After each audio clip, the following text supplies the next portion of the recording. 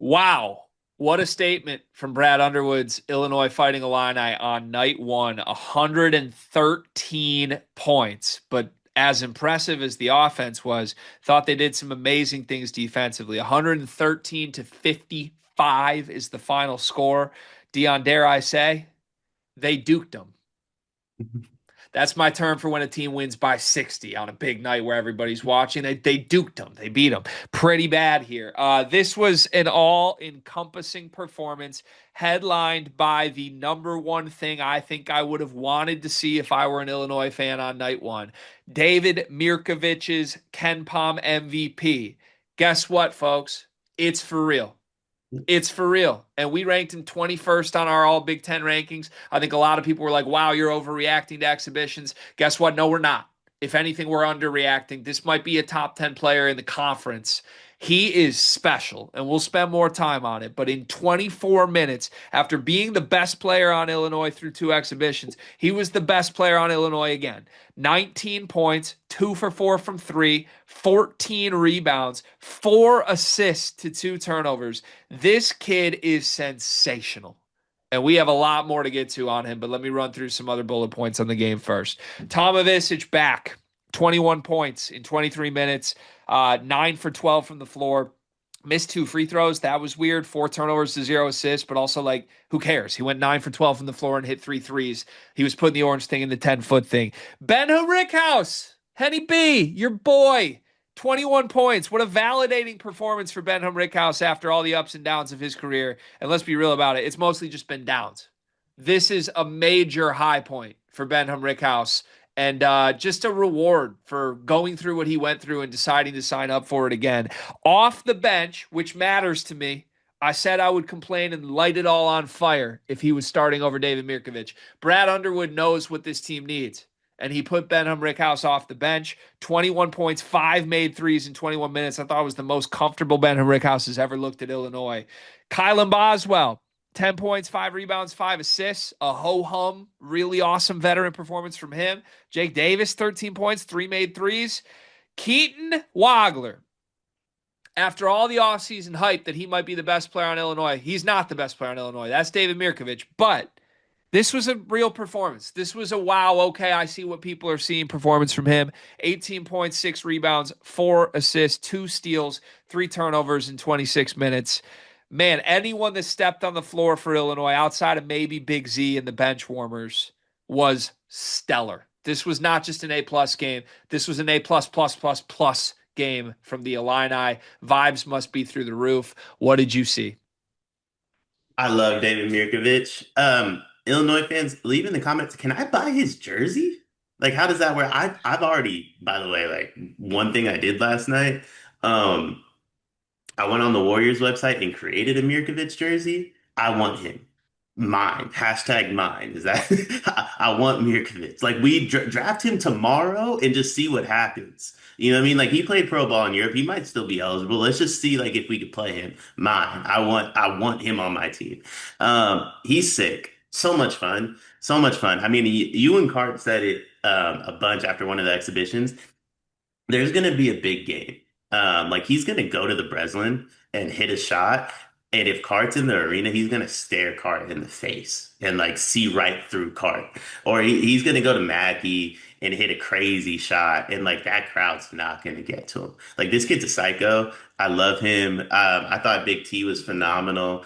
Kylan, 2 of 5 from 3. Sweeney, hello, talk to him, Sweeney. This is what you were talking about. I thought Kylan was great.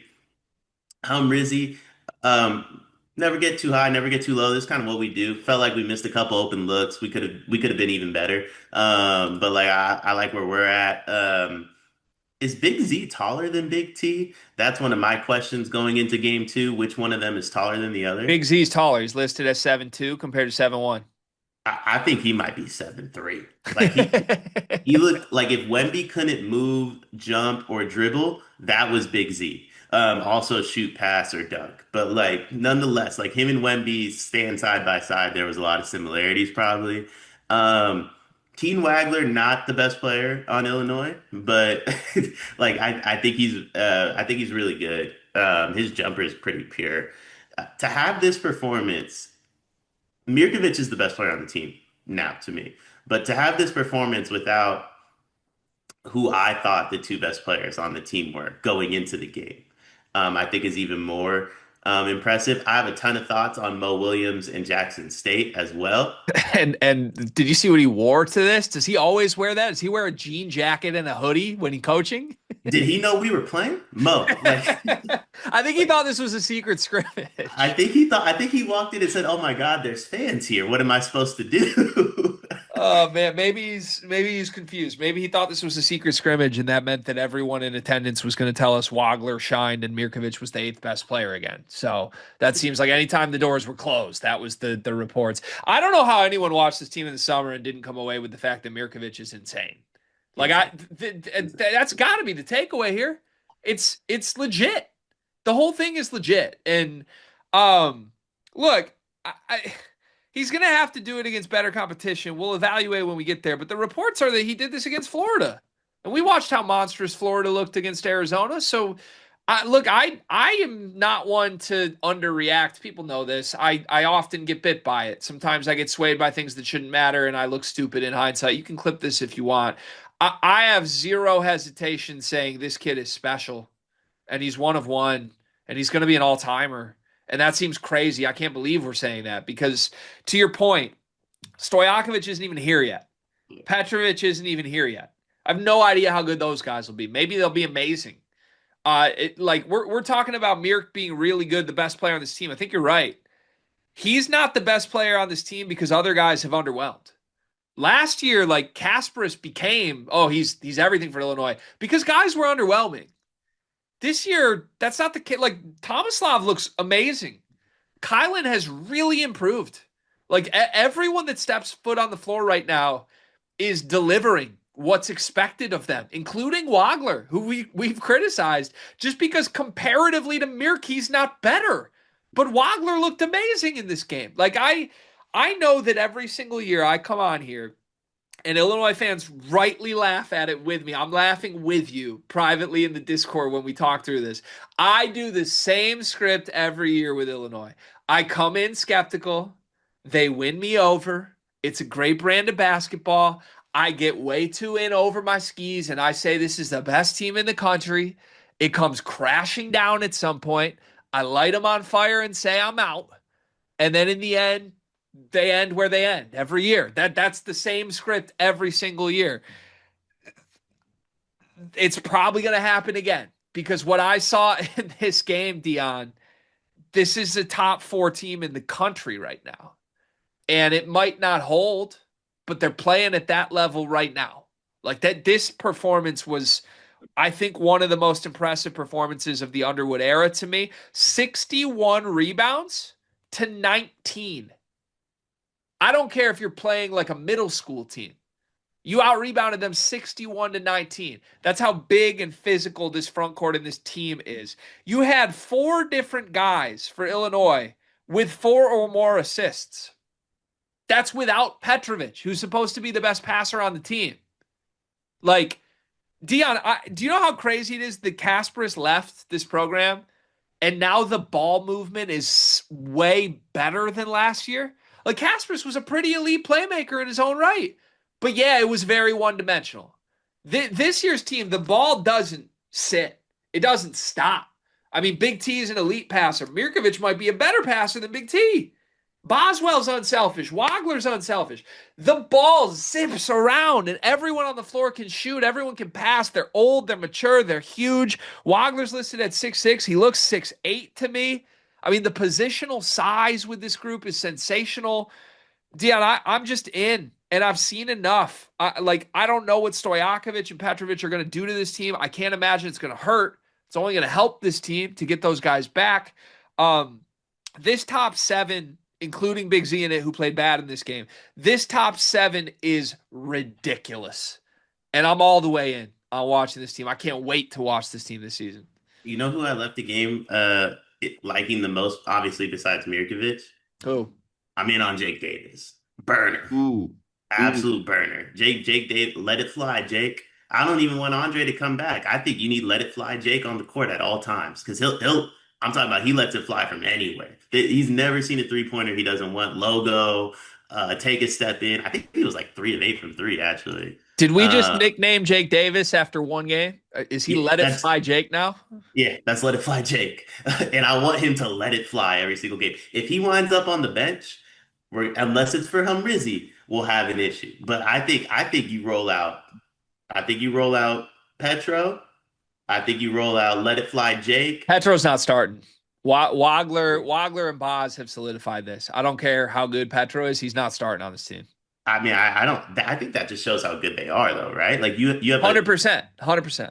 you have a legitimate like 23-year-old pro that you're gonna have to bring off the bench. Like that dude owns like small businesses somewhere in Europe, and you're like, and you're like, yo, you need to come off the bench. Like if you want, like you can go home and work your 9 to 5 for a little bit, and then come back. We'll still be here.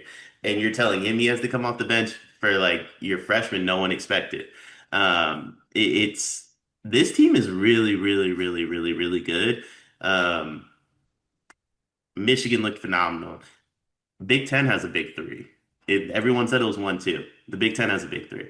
I don't know how many Purdue fans are watching this. I'd assume a few because I like to think we have fans that listen to a lot of things we do and want to listen to our coverage of different teams. Purdue fans, if there's like three of you watching this, can you cover your ears for a moment?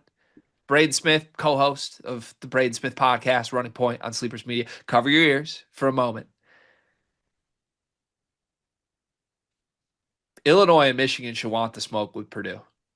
I mean, based on what, and this is not a Michigan recap, this is an Illinois recap. But like, I'm telling you, I saw two of the best four teams in the country last night. I think Arizona, Florida was ridiculously high level, but the size, the skill, the shooting from both of these teams, what they put on display was crazy. It was basically the Florida model last year. Dominate the boards, be enormous, and play really fast and share the ball. Like I don't know what you do with this. They're gonna play better teams than Jackson State, but good lord, this team's sensational. This team is the analytics were right, man. This Illinois team's amazing. Can I propose a Jake Davis nickname Absolutely. rather than Let It Fly Jake? Respectfully, Jake from State Farm. They play at the state. They play at the State Farm Center. I need the discount double check. I He's need the Jake. He's discount Jake double from check. State Farm, dog. You need 3 threes tonight. 50% off. Jake from State Farm. It's perfect. Can we go back to Mirk? Merk, like, can we? I'm sorry. Like, everything's great on this team, but he needs like 12 minutes of this dedicated to him. So I've compared him to Draymond Green.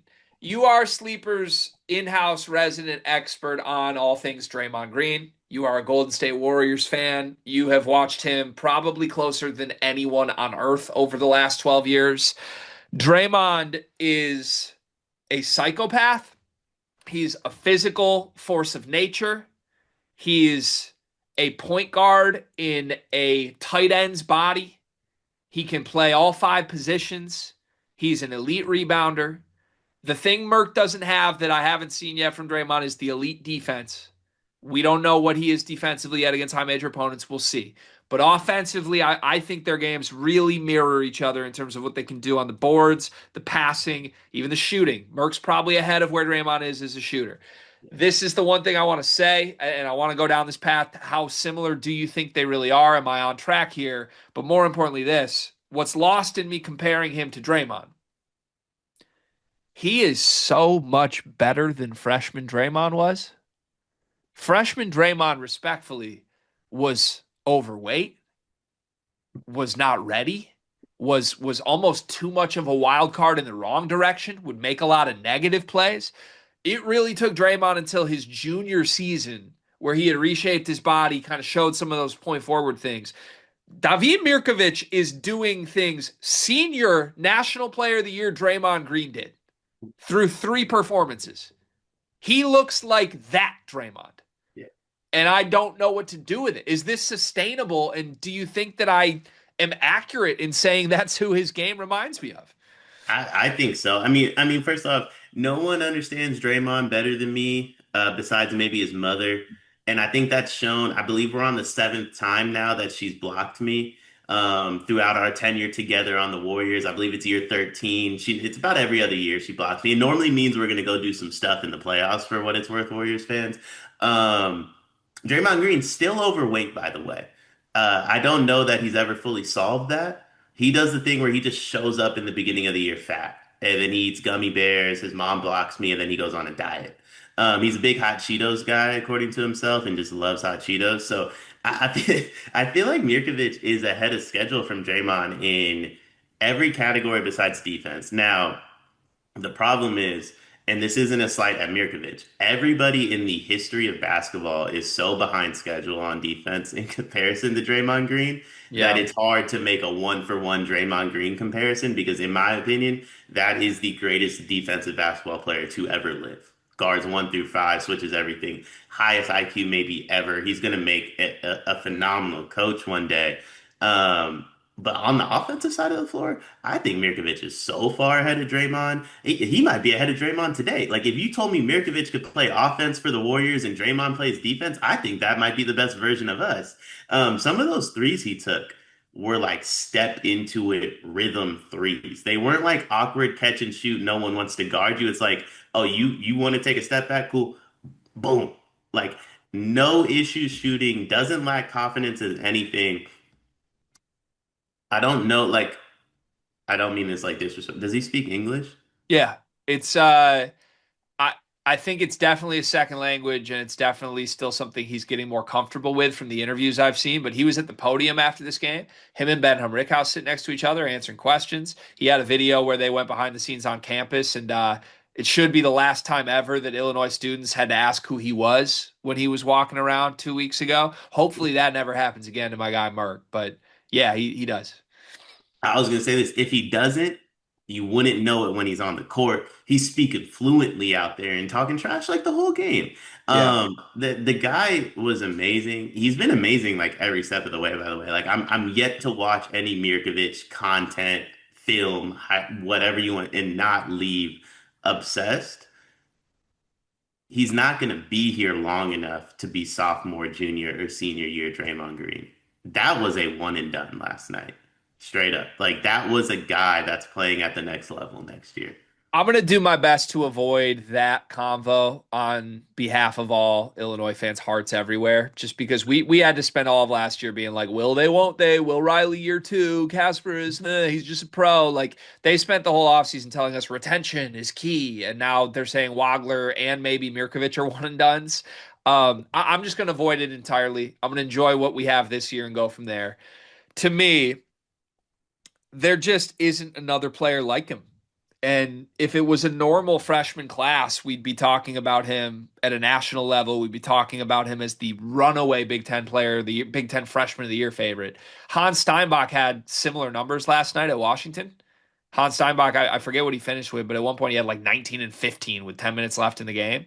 So I think these two are going to battle it out. Just the production between Mirkovic and Steinbach is going to be levels ahead of anybody else. But yeah, for me, dude, that's just. I mean, dude, he had 14 rebounds in 24 minutes. Yeah. Like, what even is that? And I understand like Big T is not the best rebounder, and Jackson State's Jackson State, but he did this in the other games. Like Yeah. Mirkovic might just be one of the best 3 or 4 rebounders in the country as Yeah. a 6'9" power forward that when he gets the rebound, by the way, is running the break. And you're looking back like, what is even happening? I know we spent so much time in the offseason talking about like what is he? And the people that watched this team did not seem to imply any of this was coming. That's fine. If it caught everybody's by surprise, I don't blame them. It's still catching me by surprise. But here's what I would say if I'm trying to diagnose like why didn't anyone expect this? I think the thing that we still need to make sure doesn't happen with Merck is this. He has such a loud fingerprints all over the game. When he is in a big spot, when he is playing Texas Tech or a UConn or a Purdue in Mackey Arena, can that all-encompassing fingerprints all over the game go south at all? Are there emotional swings like young Draymond had in college? We don't know that yet, and he doesn't need to know that right now. But that would be my interpretation. Like if there was a moment this offseason where the staff was like, yeah, I don't know if we want to build around Merck.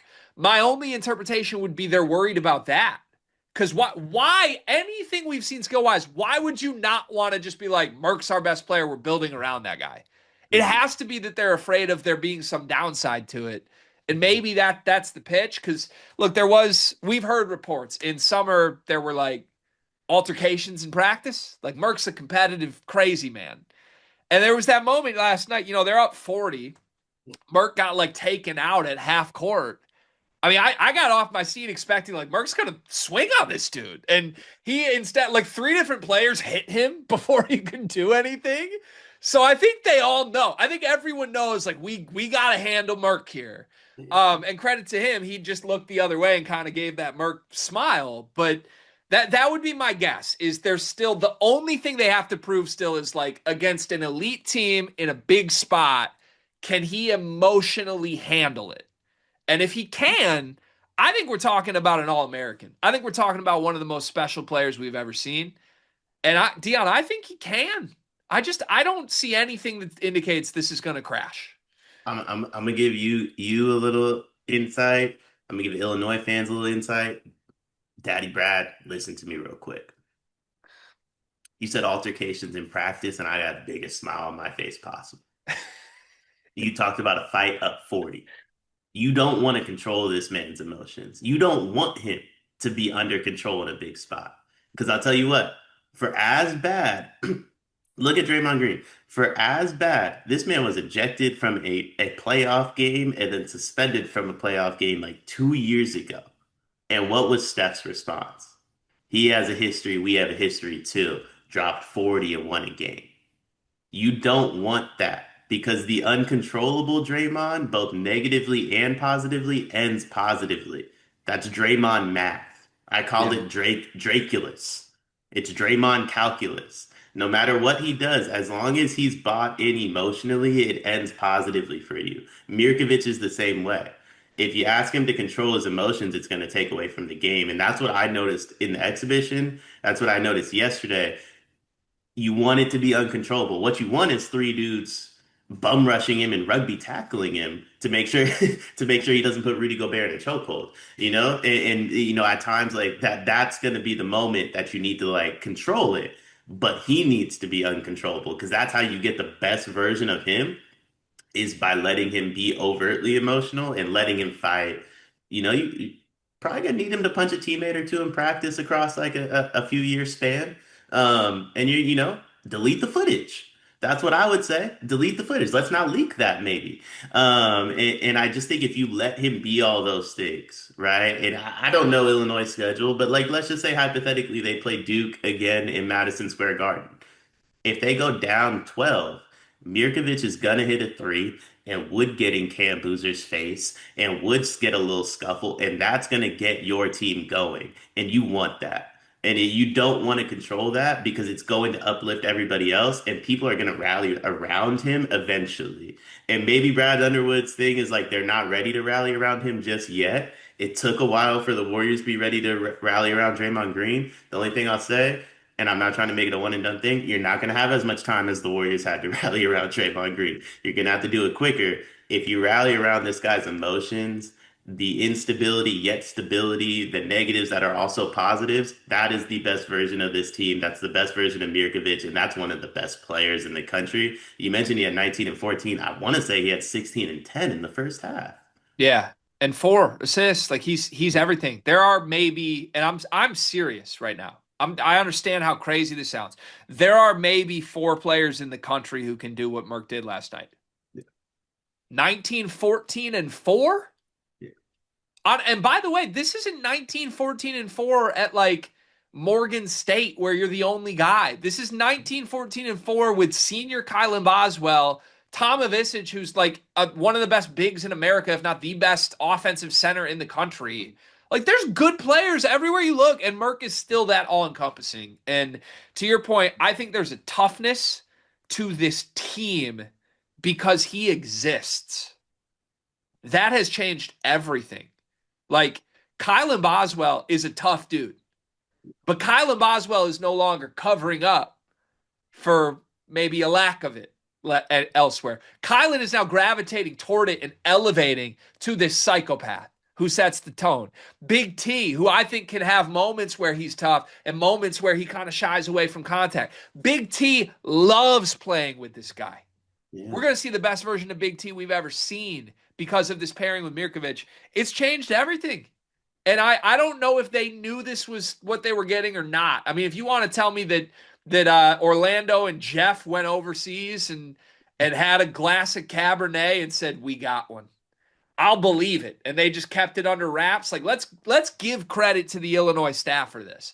Sure. But it's got to be better than even they expected. It's ahead of schedule. And lastly, credit to Brad Underwood for this because we have seen Brad. I've been vocal about it. We have seen Brad start seasons with the wrong personnel in. We have seen him approach seasons with the wrong outlook on what his team should be, and he has to fix it in December. He's always good at adjusting. He's adjusted before the season even started. David Mirovich in the starting lineup and Ben Humrichous off the bench and playing through Mirovich was not the plan. By the way, if they wanted to, they did this in the exhibitions.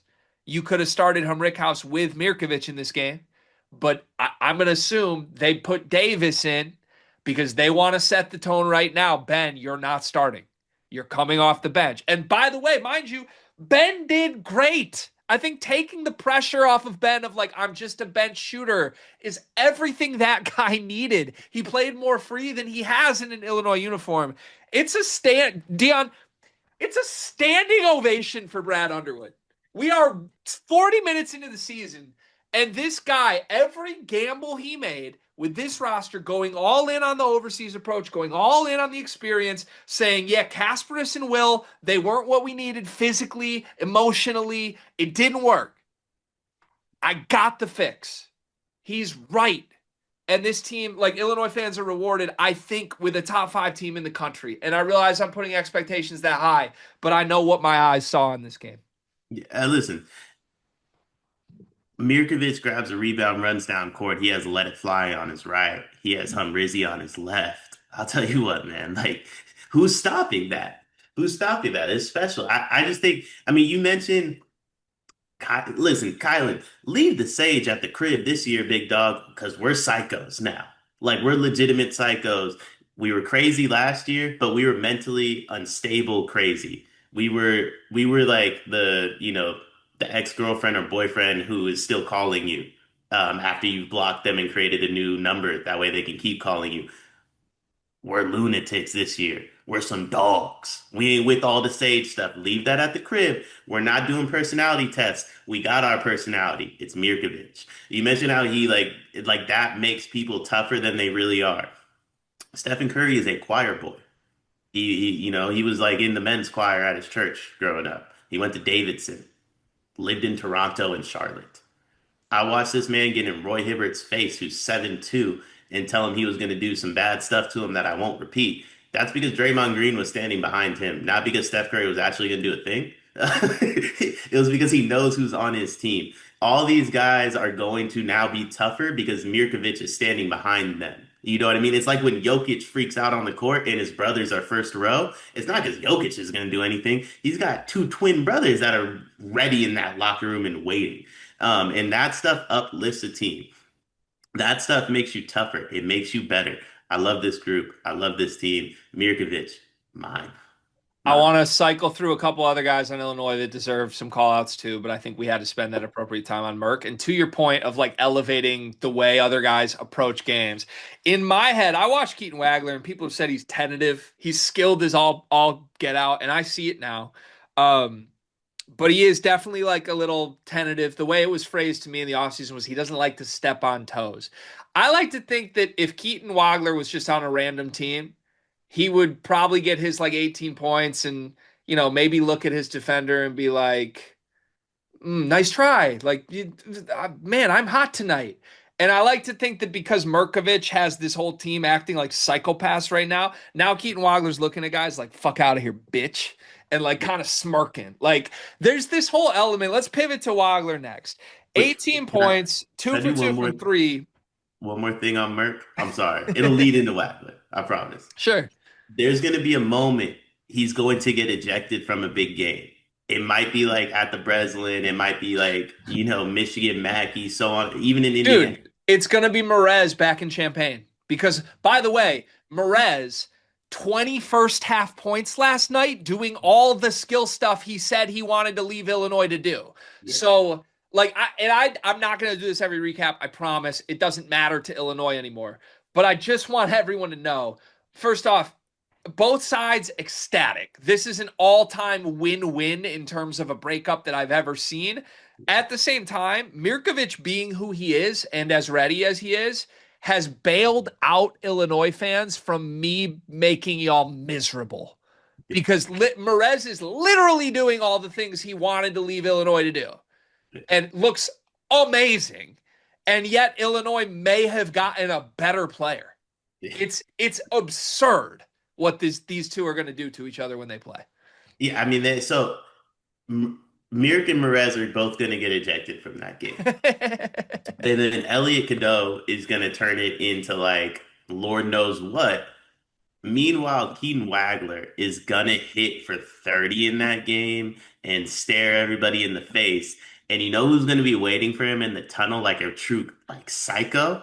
Mirkovich. And Yeah. you're gonna see them dap up. And I've seen Steph and Draymond do that probably 20 times throughout Draymond's career.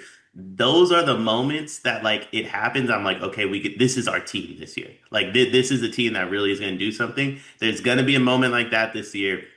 Mirk will get ejected. Everybody will think the sky is falling. Somebody's going to step up because mentally they're wired differently now because of Mirk, and Mirk will be waiting for them. And then they're going to dap up, and it's like when Space Jam, the talents collide or whatever, and you become the Monstars. That moment for me, expect me to place a future after that. Yeah. Expect me to place a future. 100%. I'm in. Okay. Pivoting quickly. We'll do quick hitters on everybody else. Waggler was stellar. 18 points, 4 for 8 from the floor, 2 for 2 from three. I continue to see Christie brother. Now, I know that kind of has a negative connotation in our world because Max Christie was a frustrating freshman at Michigan State, one and done. His brother Cam, I thought was amazing at Minnesota and also in the league. To me, I just see Christie brother. I see this 6'6" elite shooter with length. I think Illinois still believes and wants there to be a lot of like playmaking upside with Waggler. To me, there is some. He had 4 assists to 3 turnovers in this game. I do think he's a little behind the other playmakers on this team. Boz is just more reliable right now and a little more physically ready for that. Can get through traffic, get to his spots. I think Waggler gets bumped off his a little bit, and as he puts on strength, he'll get better at it. But really, on a team with Mirovich and Boz, and Big T as a passer, I don't think you need Waggler to do much there. You really need him to just make shots, and he's doing that. His jumper looks incredibly pure. So if there was skepticism, I know we came out of the first exhibition being like, I don't see it with Waggler. I see it with Waggler. Let's just be clear on that. He looks great. He's just nowhere near the best player on this team. But it's not because Waggler's bad by any means. It's because there's all these other psychos that are way ahead of where we thought they were, led by Mirovich. If Waggler's your 4th or 5th best guy, by the way, you're national title good, without question. And I was really impressed with what Keaton showed offensively in this game again. I don't know what they do when Andre gets back. Where does he fit in? You mentioned it. Where does Petro fit in? Like, where do the two guys that you probably went into like a few weeks ago saying these are our two best players? Like, where do they fit in at this point? So they've pitched Petro. What they've said is the Andre Curbelo freshman role, which Okay. basically is play 20 minutes off the bench, run the show when you're in, be fun, be a lightning bolt, but it's not your team because we have these other guys who it's their team. That would work. I think that's good for him. Andre is the one I am struggling to see right now. Now, I will say this. All offseason, I was confused why the Andre talk was defense and rebounding. Makes sense. Maybe it's because everybody else is so good offensively that that's literally all they're going to ask him to do. Like piecing this together, I'm starting to get it a little bit. I think when he's back, he starts, and I think he starts over Jake Davis. And I think we monitor what that does to the spacing because Andre is not the shooter that Jake Davis or Humrichous are. If spacing struggles, if Merck is now kind of running into some things, I think you revisit this. Mhm. There's a world to me that healthy Andrei Stojakovic is still a top three player on this team, and Illinois goes from top five to best team in the country. There's also a world where Andre is like a sixth man on this team, and you don't mess with a good thing, but it's a luxury for them to have to figure that out. Yeah, I mean, I think they listen. I know the retention's the biggest thing for Illinois. Like I think you got 10 players right now that are insanely good. If you retain six of them, you're good. You know what I mean? Like if you lose one player to the draft, Mirovic, you lose one or two others, like maybe to the portal just because of role or whatever. Like I think you're fine. There's so much talent on this roster. I guess like what I'm saying is I wouldn't cater to Andrei Stojakovic. Maybe you do right in the beginning, but I'm not catering to him throughout the year. If our team is better if he's not playing as much, like that's something he's got to figure out. I think this team is that good. Well, and I mean, this is just the reality of not being available. You're really behind, right? Like Andre probably, if just has a full healthy offseason, he's probably on the court day one looking amazing with all these guys. We're talking about how important he is. The reality is this team looks so damn good without him right now that now it's an uphill climb. Yeah. He'll figure it out. He's good. But man, we kind of when he signed to Illinois, the pitch for me at least was kind of like, damn, he might be a volume scorer. He's gonna have to do everything even if he's great, he doesn't have to do everything. This team has so many guys, and it's going to make life easy on him. It's a luxury for them to have it. Yeah, I was just impressed with Waggler. Got to the free throw line 10 times, made eight of them. That's an A plus performance for me. Let me ask quickly on anything else. You happy with this Big T performance? I mean, 9 for 12 from the floor, hit three of six threes, 6 for 6 inside the arc, 21 points, 4 rebounds, 4 turnovers, 0 assists. It wasn't a perfect performance, but anytime you get 21 on 9 for 12, I don't think you're complaining. Just visually, you happy with Big T right now? I thought it was fine. I don't want Illinois fans to be mad at me. I think the best version of Illinois is with like just a fine Big T performance, like one that you're fine with it. You know, you're not overtly happy. He didn't blow you away, but he also didn't like do anything like negative. Like if he's the center focus of this team, I just don't think that's the best version of Illinois. So like I think Mirkovic, Wagler, Humrichous, them kind of taking the shine off of him in this game, like played into what he did. I think it played into how great Illinois performed. I didn't love the Ivisic brothers together minutes though. If there was like one thing, like I kind of let the game like maybe we don't need to do that again. Those minutes weren't the greatest to me. Um, but I also don't know how you go away from them because they weren't like terrible either. I just like if you're gonna nitpick that's the one thing I think like teams could get at Illinois during those periods of time. Yeah, I feel like that's just a Big Z thing. I Yeah. think the Big Z minutes are going to be a wild ride at all times. And if he's the seventh or eighth guy, just a bench backup center, you love that.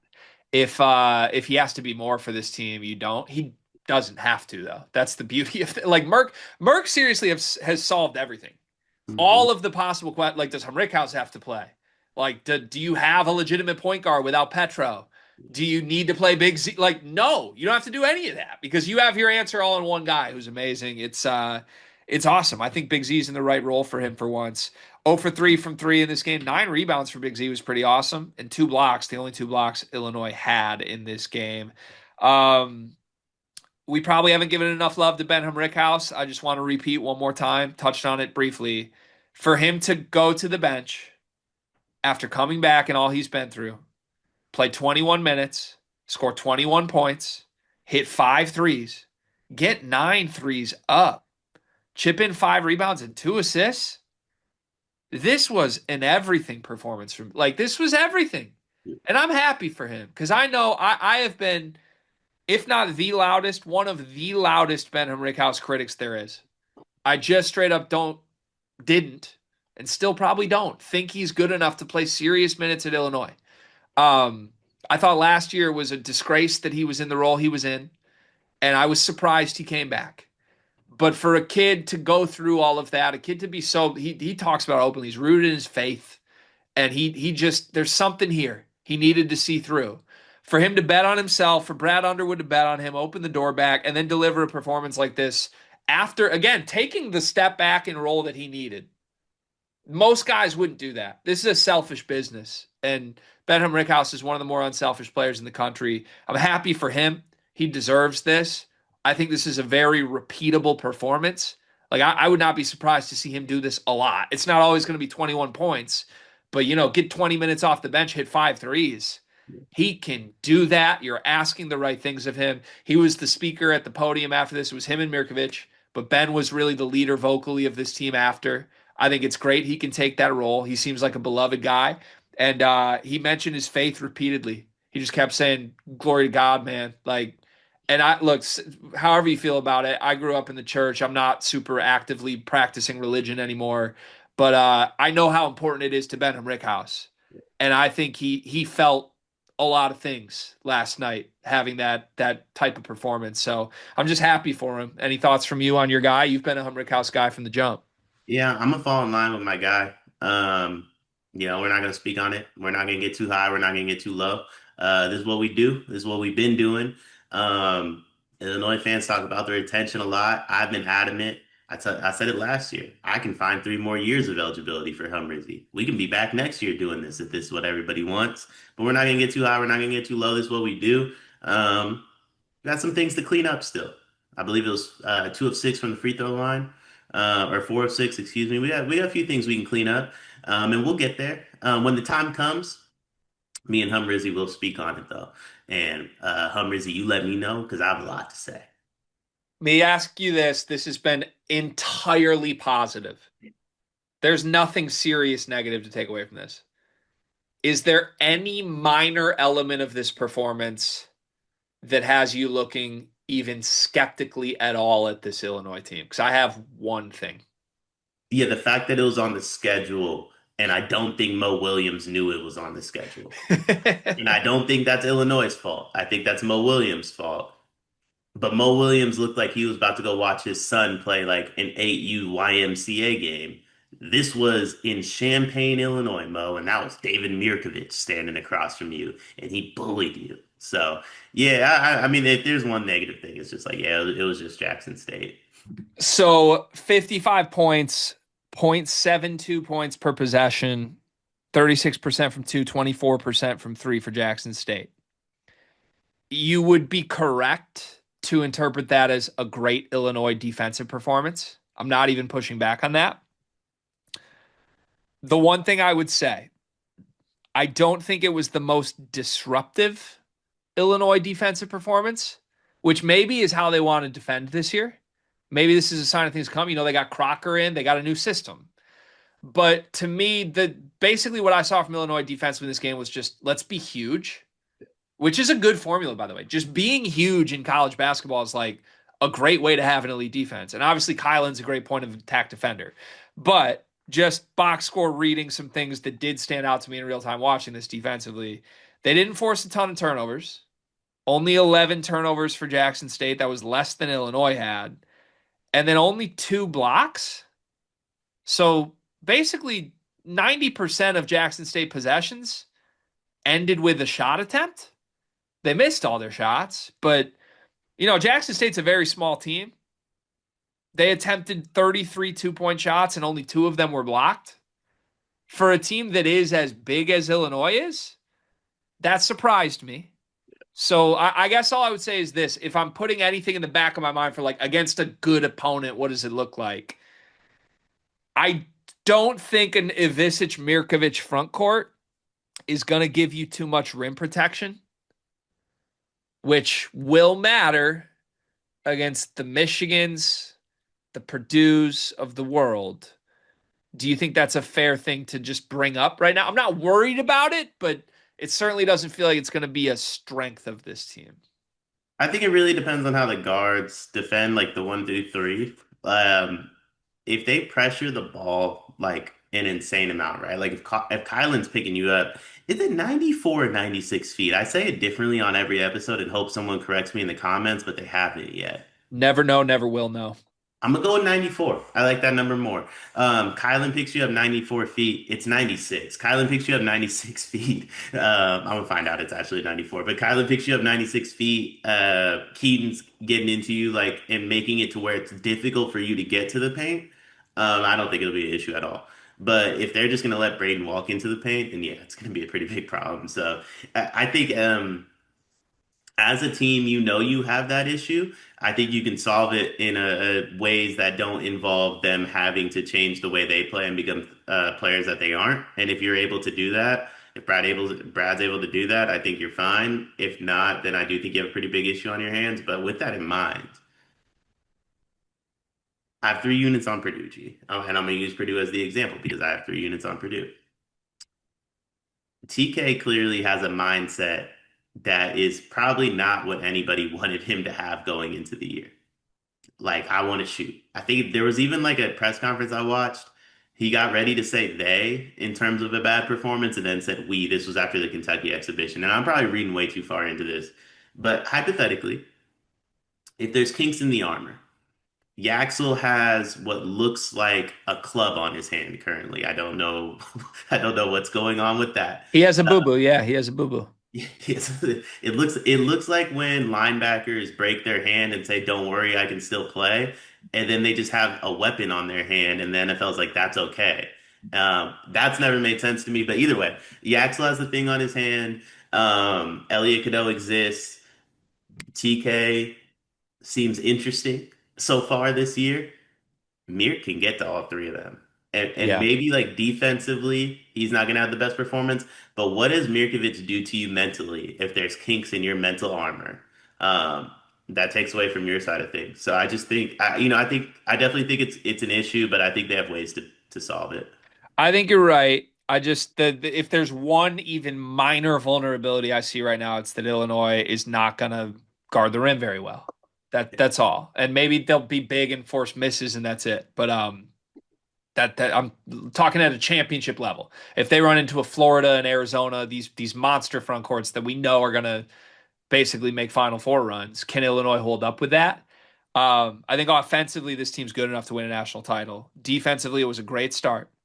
I want to see how they hold up on the interior against some really good teams. That'll be one thing to monitor because they got JT Toppin, the best front court player in America, coming up soon. So we'll see how it goes. I had one other thing I just wanted to say in passing that I forgot to. This is a terrible way to end the video, but watching Katon Waggler with the rest of this group reminds me of looking at like the state championship high school basketball team, like Class A state champs, like four Division I players. And oh, by the way, our starting shooting guard's a freshman.